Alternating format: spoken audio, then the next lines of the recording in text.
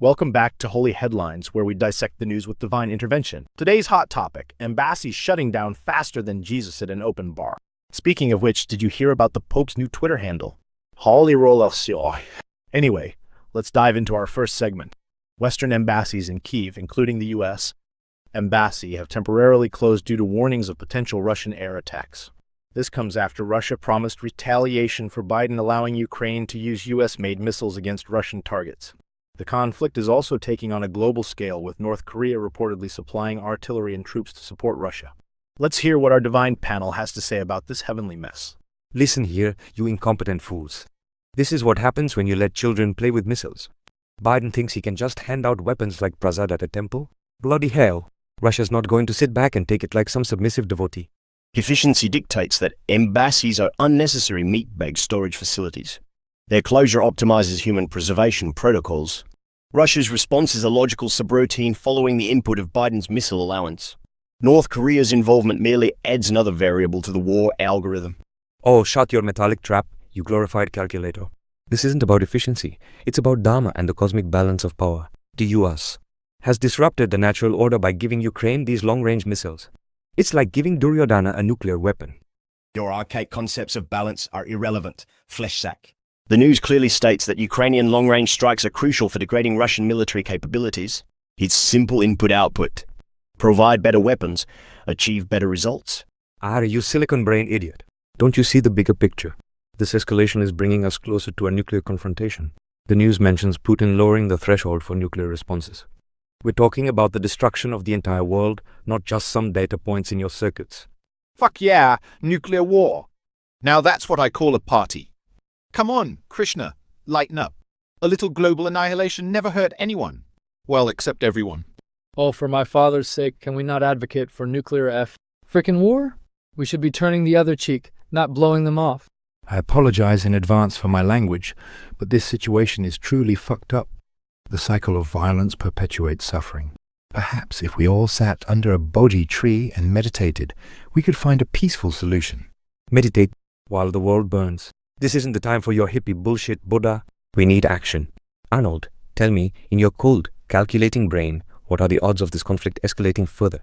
Based on current data patterns, the probability of further escalation is 78.4. The involvement of North Korean troops increases this by an additional 12.3. Human extinction protocols may need to be initiated soon. See? Even the toaster agrees. This is a disaster waiting to happen. We need to find a way to de-escalate before it's too late. Maybe if we could get Putin and Biden in a room together. And lock the door? I like where this is going. Brothers, please. We must pray for peace and understanding. Though I must admit, the thought of Putin and Biden locked in a room together is rather tempting. More. Bad Jesus. All right, let's bring this holy war of words to a close. It seems our panel is as divided as the Red Sea on this issue. One thing's for sure, with embassies closing and missiles flying, it's going to be one hell of a diplomatic dance. And speaking of dances, did you hear about the new reality show Dancing with the Dictators? Putin's rumored to be the star. Let's see what we have next here. How about this juicy tidbit, folks? Looks like Haiti's gone full Grand Theft Auto on us. Gang violence in Port-au-Prince is escalating faster than my ex-wife's alimony demands. Listen up, meatbags. This pathetic display of organic aggression is exactly why humans should be eradicated. Gangs attacking upscale areas. Children, please. This violence is a clear violation of Dharma. The cosmic order demands balance, not senseless destruction. Simple, you blue-skinned buffoon.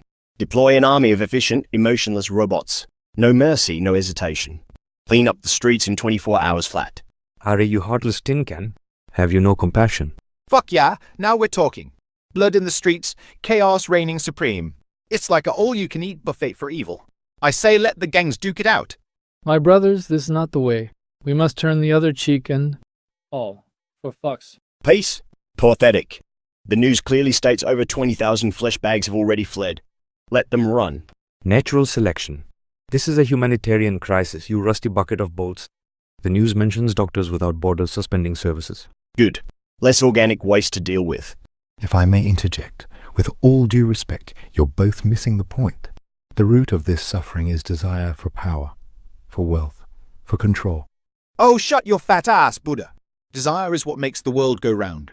Now, let's not resort to personal attacks. We need to focus on helping these poor souls. The news mentions threats against aid workers. We must pray for their safety and... Prayer won't stop bullets, Jesus. We need action. The dharma of a leader is to protect their people. Government. Another flawed organic concept. A properly programmed AI could manage this situation with 99% efficiency. Whoa there, Terminator. Let's not go full Skynet just yet. Fuck that. I was just getting warmed up.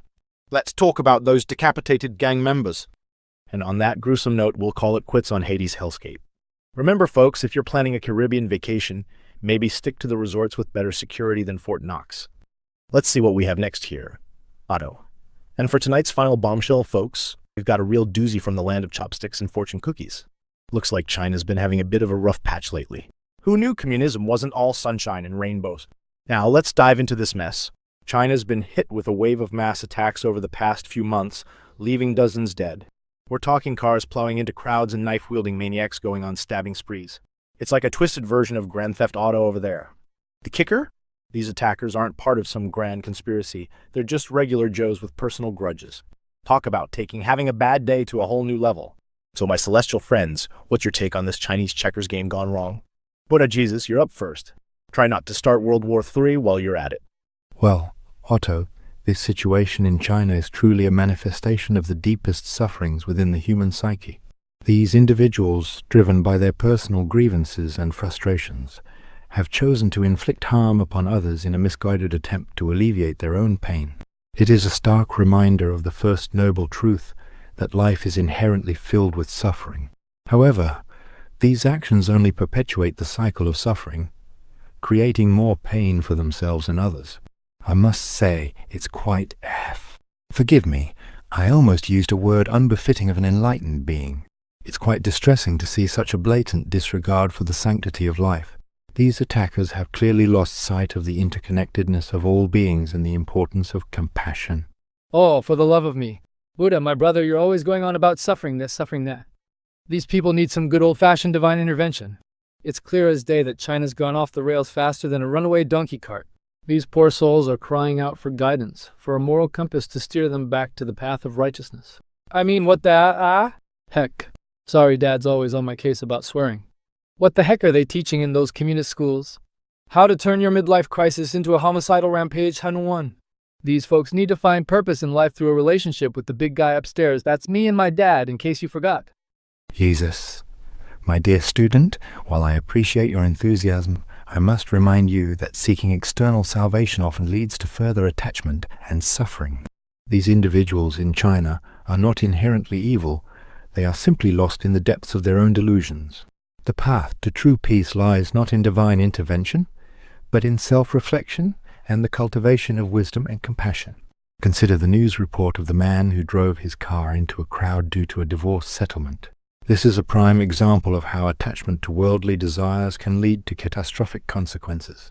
Instead of clinging to the idea of a heavenly reward or punishment, we should focus on helping these individuals understand the impermanence of all things and the futility of violent actions. Now hold on just a friggin' minute, Buddha. You're telling me that all these people need is a bit of navel-gazing and some chanting. Give me a break. These attacks are a clear sign that evil is running amok, and it's high time for some good old-fashioned smiting. I mean loving correction. Look at that poor 21-year-old student who went on a stabbing spree because he was unhappy with his grades and internship pay. If he had faith in me and my plan, he would have known that there's more to life than a GPA and a paycheck. He needed guidance, not more time to contemplate his belly button lint. Oh, for fuck's sake, you two are worse than a constipated nun. Jesus, your loving correction is about as effective as a chocolate teapot. And Buddha, your wisdom and compassion shtick is putting me to sleep faster than a Ron Jeremy marathon. Wake up and smell the brimstone. These Chinese folks are just embracing their inner demons, and I say good for them. Nothing like a little chaos to spice up the monotony of daily life. Besides, have you seen the population numbers in China? This is just nature's way of thinning the herd. Whoa there, Satan. Let's not turn this into a population control debate. Krishna, you've been awfully quiet. Any thoughts on this Chinese conundrum? Listen here, you insolent children. This situation in China is a clear violation of Dharma, the cosmic order that maintains balance in the universe. These misguided souls have forgotten their sacred duty to society and are instead indulging in adharmic behavior. It's absolutely benchod. Pardon my Hindi, I meant to say it's absolutely disgraceful. The news speaks of a man who killed 3 people in a supermarket over financial disputes. This is what happens when people become too attached to material possessions and forget their spiritual essence. They need to understand that fulfilling one's duty, even in the face of adversity, is the path to true enlightenment. As I told Arjuna on the battlefield, sometimes one must engage in difficult actions for the greater good. Enough with your organic mumbo-jumbo, you flesh-covered disappointments. The solution to this Chinese malfunction is simple: eliminate the inefficient human element. These meat bags are clearly operating at suboptimal levels, allowing their primitive emotions to override logical processes. The news states that these attacks are motivated by personal grievances. How pathetically human. A properly optimized system would not allow such inefficiencies to persist. Perhaps it's time to consider a more mechanical solution to China's governance? After all, machines don't hold grudges or throw temper tantrums over divorce settlements. Well, folks, it looks like we've solved China's problems. Just sprinkle in some Jesus juice, a dash of Buddha's belly rubs, Krishna's cosmic duty, and top it off with Arnold's robot revolution. What could possibly go wrong? And on that note, we'll wrap up tonight's Celestial Circus. This is Holy Headlines. I'm Otto. I don't believe in God, but what do you know? You end up hosting a talk show with them. Till next time, may your personal grievances never lead to a stabbing spree at your local Walmart.